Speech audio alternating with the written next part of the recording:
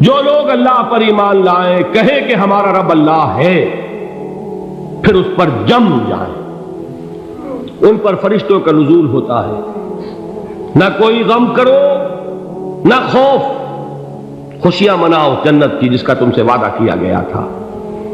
اللہ کی ربوبیت پر اطمینان جب انسان کو ہو جاتا، میرا رب اللہ ہے، ربی اللہ، انسان کے لیے نہ کوئی کھٹکا، نہ کوئی خطرہ، نہ کوئی خوف، نہ کوئی حزن۔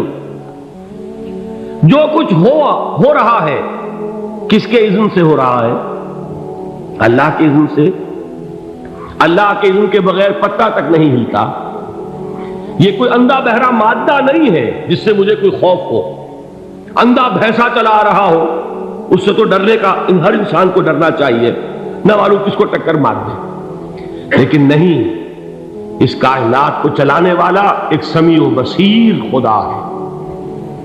وہ جو میرا دوست ہے، میرا ولی ہے۔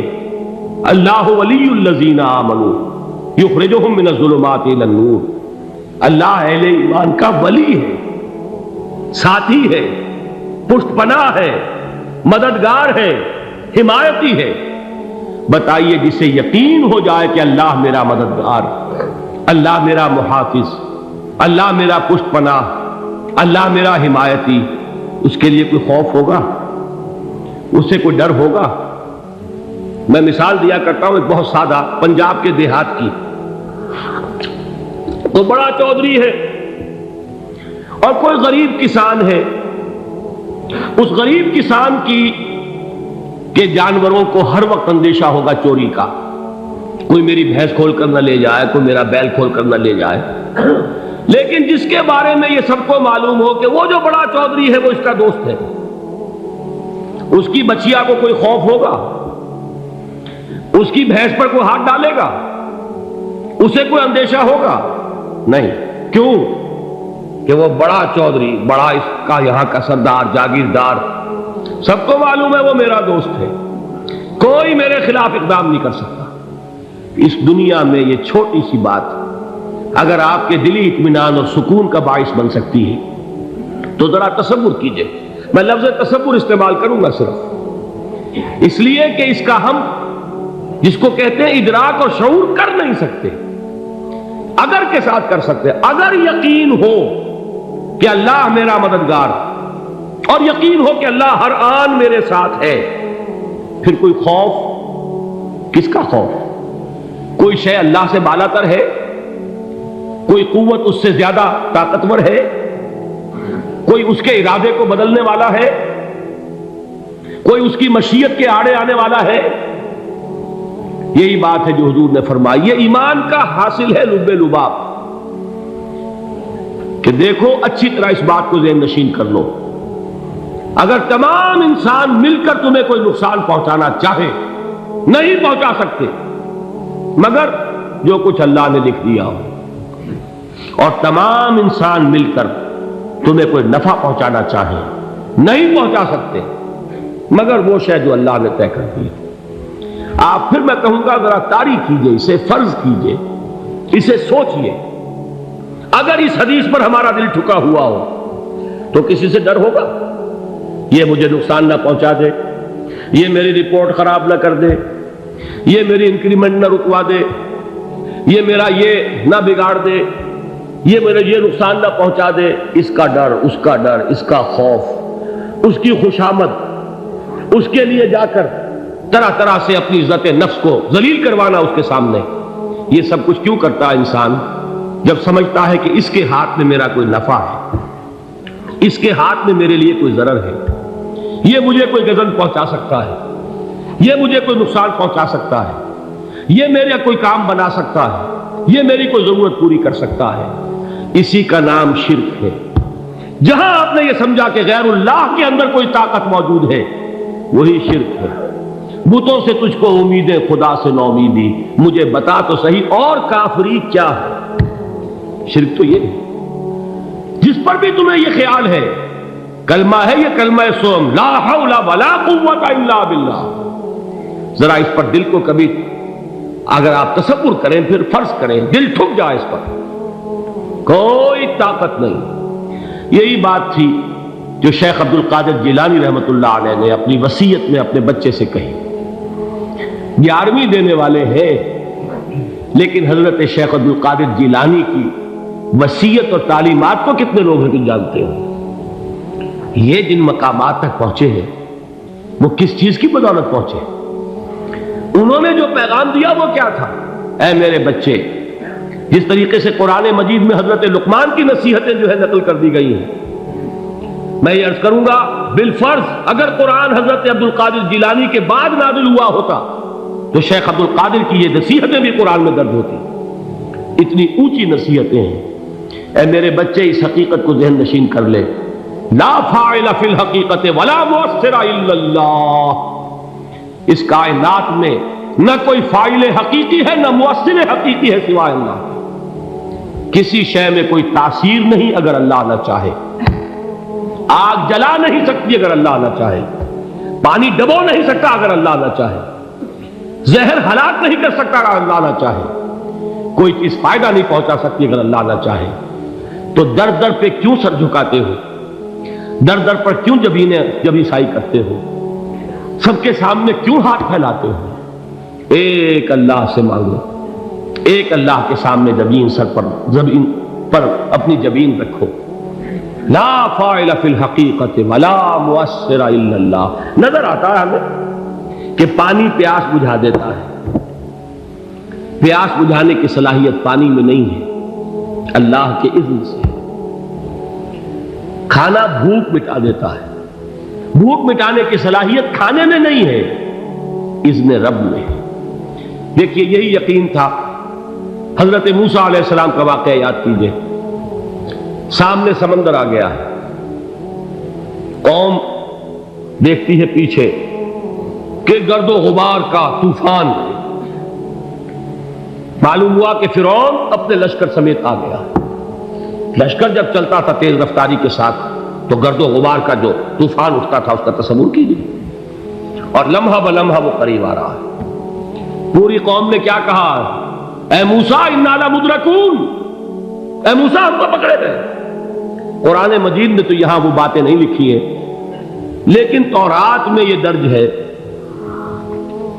کہ بنی اسرائیل جھگڑنے لگے، دست و گریبان ہو گئے موسیٰ کے ساتھ. موسیٰ نے یہاں مروایا لا کر، اس سے تو ہم ہی بہتر تھے. وہاں کھانے کو ملتا تھا، زندگی تو تھی، بیگار ہم کر رہے تھے، موت تو نہیں تھی. اب جو کچھ ہوگا اس کا تصور کرو، جس طریقے سے ہمارے ٹکڑے اڑائے جائیں گے. تو لڑ رہے ہیں حضرت موسیٰ علیہ السلام سے. یہ تورات کی تفصیل ہے. قرآن میں صرف اتنا آیا ہے، پریشان ہو کر انہوں نے کہا انا لمدرکون، موسیٰ ہم کو پکڑے گئے. اس وقت موسیٰ کا جواب کیا ہے؟ کلا ان معی ربی سیہدین. نہیں، میرے ساتھ میرا رب ہے، وہ راستہ دے گا. بتائیے کہاں راستہ نظر آ رہا ہے؟ یہ ہے ایمان بالغیب. راستہ نظر نہ آئے تب اللہ پر یقین ایمان ہے. جیب میں پیسے ہوں اور تب دل کو اطمینان ہے تو ایمان کس پر ہوا؟ پیسے پر، اللہ پر نہیں. جب وسائل و ذرائع نہ ہو اور پھر یقین ہو کہ اللہ مسبب الاسباب ہے، وہ اسباب کا پابند نہیں ہے، وہ اسباب کا محتاج نہیں ہے، اسباب اس کے محتاج ہے. اگر یہ یقین ہے تو اللہ پر ایمان ہے. یہ نہیں ہے تو تمہارا ایمان اسباب پر ہے، وسائل پر ہے، ذرائع پر ہے، مادیات پر ہے، اللہ پر نہیں. اس وقت کہاں راستہ تھا؟ کوئی راستہ تھا؟ سمندر ہے اور ادھر سے لشکر آ گیا ہے. کلا ان معی ربی سیہدین. اب دیکھیے ایمان کہہ دینا آسان ہے، ہوا معکم اینما کنتم، جہاں کہیں بھی تم ہوتے ہو اللہ تمہارے ساتھ ہوتا ہے. لیکن اس کا یقین قائم ہو جائے تو زمین و آسمان کا فرق واقع ہو جائے. یہی بات ہوئی حضور کے ساتھ. غار ہے، چھپے ہوئے ہیں محمد رسول اللہ اور آپ کے وہ یار غار ابو بکر صدیق رضی اللہ تعالی عنہ. اقبال نے حضرت ابو بکر کی شان میں چند اشعار کہیں صرف، لیکن واقعہ یہ ہے کہ بھاری بھاری نظموں پر اور قصیدوں پر بھاری ہے. طویل ترین نظمیں اور قصیدے ہوں ان پر بھاری ہے. ہمتیں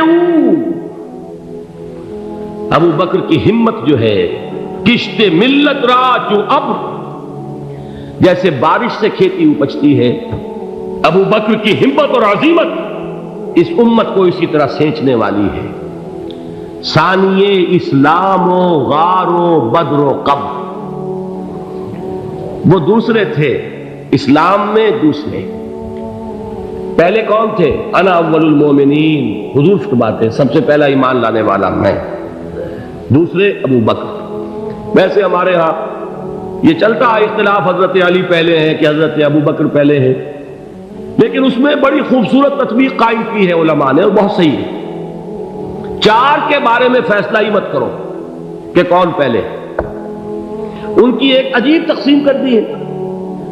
آزاد مردوں میں، بالغ مردوں میں سب سے پہلے ابو بکر، بچوں میں سب سے پہلے علی، خواتین میں سب سے پہلے خدیجہ، اور غلاموں میں سب سے پہلے زید بن حارثہ۔ بڑی پیاری تقسیم ہے، یہ چاروں ہی پہلے ہیں، ہر ایک کے لیے اولیت ہے۔ اور واقعہ یہ ہے کہ اگر زمانی اعتبار سے تعین ہوگا تو پہلے خدیجۃ الکبریٰ آئیں گی رضی اللہ تعالی عنہ، کسی اور سے بات کرنے کی نوبت بعد میں آ سکتی ہے، پہلے تو اہلیہ محترمہ سے بات ہوئی، آتے ہی پہلی وحی ہوئی ہے، ابھی تبلیغ کا حکم نہیں تھا، کس کو بتایا واقعہ؟ ابھی اپنی نبوت کی تبلیغ کا تو حکم ہی نہیں آیا، واقعہ کس کا ہے؟ وہ خدیجہ کا ہے۔ جب کہا ہے کہ خشیت علی نفسی، مجھے اپنی جان کا اندیشہ ہے، تو کیا جواب دیا خدیجہ نے رضی اللہ تعالی عنہا؟ وہ صدیقۃ الکبریٰ ہے، صدیقات جو ہے خواتین، ان میں چوٹی پر خدیجۃ الکبریٰ ہے رضی اللہ تعالی عنہا، اور صدیق جو مرد ہیں ان میں صدیق اکبر ہے ابو بکر صدیق رضی اللہ تعالی عنہ، لیکن صدیقات میں چوٹی پر۔ جب حضور نے فرمایا خشیت علی نفسی، کیا فرمایا، کیا عرض کیا، کیسے تسلی دی؟ نہیں نہیں، اللہ آپ کو ضائع نہیں کرے گا، آپ غریبوں کے ہمدرد ہیں، آپ مساکین کے تکالیف رفع کرنے والے ہیں، آپ بیواؤں کی سرپرستی کرتے ہیں، آپ مسافروں کی خدمت کرتے ہیں، اللہ آپ کو ضائع نہیں کرے گا، یہ یقین ہے اس خاتون کے اندر۔ خیر وہ ایک علیحدہ بات ہو جائے گی۔ میرے دل پر حضرت خدیجہ رضی اللہ تعالیٰ عنہ کی شخصیت کا بڑا گہرا نقش ہے، جو وہ کوئی اور ہی وقت اور موقع ہوا تو بیان ہوگا۔ بہرحال اقبال نے ایک مصرے میں جو چار اولیتیں جمع کر دی ہیں، ہمت او کشت امت را چو ابر، ثانی اسلام و غار و بدر و قبر۔ اسلام میں حضور کے بعد پہلے کون؟ ابو بکر، غار میں حضور کے ساتھ کون؟ ابو بکر، بدر کی رات اللہ کا رسول سر بسجود، وہ جھاڑ، وہ گھاس پھوس کی جو جھوپڑی بنائی گئی تھی، اور وہاں تلوار ننگی لے کر پہرا دینے والا کون؟ ابو بکر، اور اس حجرہ عائشہ میں محمد کے بعد سب سے پہلے دفن ہونے والا کون؟ ابو بکر رضی اللہ تعالی عنہ صلی اللہ علیہ وسلم۔ وہ جو معاملہ میں سنا رہا تھا غار ثور کا، حضرت ابو بکر بھی حضور کے خیال سے لرز گئے ہیں۔ آپ کو یاد ہوگا کہ جا کر پہلے تمام جتنے سوراخ تھے انہیں بند کیا ہے، ایک سوراخ رہ گیا تھا جس کو بند کرنے کے لیے کوئی کپڑا نہیں تھا، وہاں اپنی ایڑی رکھی ہے، تب کہا ہے حضور سے تشریف لائیے، اور اپنے زانو پر حضور کو لٹایا ہے، اور وہاں کسی موذی جانور نے کاٹا ہے، حضور کی آنکھ لگ گئی تھی، اس وقت اس بل کے اندر جو بھی بچھو ہے کیا ہے واللہ عالم، اس نے کاٹا ہے، اس کی تکلیف کی وجہ سے ابو بکر کی آنکھوں سے آنسو ٹپک گئے، حضور کے چہرے مبارک پر پڑے ہیں، تو حضور جاگے ہیں، معاملہ کیا ہے؟ ایڑی نہیں ہٹائی وہاں سے، مبادا وہ جانور وہاں سے نکل کر محمد الرسول اللہ کو کوئی گزن پہنچا دے، ابو بکر کی ایڑی ہے، جس طرح چاہے کھا لے، ختم کر دے، جان نکل جائے تب کوئی آنچ آئے، محمد پر تو آئے، لیکن جیتے جی نہیں۔ وہ ہے ابو بکر حضور کے خیال سے، اس وقت حضور نے پھر اپنا لعاب دہن لگایا ہے، اور اس سے پھر آپ کی تکلیف ختم ہوئی۔ جیسے خیبر میں حضرت علی کی آنکھ دکھ رہی تھی، اس کو جو شفا حاصل ہوئی ہے وہ بھی حضور کے لعاب دہن سے ہوئی۔ تو بہرحال اس وقت انہوں نے کہا ہے کہ اے نبی یا رسول اللہ، اگر اس وقت ان میں سے کسی نے غیر ارادی طور پر بھی اپنے قدموں کی طرف جھانک لیا تو پکڑے جائیں گے۔ کیا جواب تھا اللہ کے رسول کا؟ لا تحزن ان اللہ معنا، اللہ ہمارے ساتھ ہے، کیوں گھبراتے ہو ابو بکر؟ یہ ہے ایمان باللہ، میرا مالک اللہ، میرا رازق اللہ، میرا محافظ اللہ، میرا مددگار اللہ، میرا پشت پناہ اللہ، میرا دوست اللہ۔ یہ دوستی ہے اللہ کی جو لب لباب ہے، حاصل ہے ایمان کا، اسی کا نام ولایت ہے۔ اولیاء اللہ کے سروں پر سینگ نہیں ہوتے، جس کے دل میں ایمان راسخ ہو چکا ہو وہی اللہ کا ولی ہے، جسے اللہ پر یقین ہو چکا ہے وہی اللہ کا ولی ہے، جسے یقین ہے اللہ میرے ساتھ ہے، میرا مددگار، میرا پشت پناہ، میرا ساتھی، میرا دوست، میرا محبوب، میرا محب۔ اللہ اہل ایمان سے محبت کرتا ہے۔ واللہ یحب الصادقین، ان اللہ یحب الذین یقاتلون فی سبیلہ صفا کانہم بنیان مرصوص۔ اللہ محبت کرنے والا، اہل ایمان محبوب، اور اہل ایمان محبت کرنے والے اللہ محبوب۔ والذین آمنوا اشد حبا للہ۔ آپ تصور کیجئے جسے یہ رشتہ ایمان یا رشتہ ولایت حاصل ہو جائے، الا ان اولیاء اللہ لا خوف علیہم ولا هم یحزنون، آگاہ ہو جاؤ، اللہ کے دوستوں کے لیے نہ کوئی خوف ہے نہ کوئی حزن ہے۔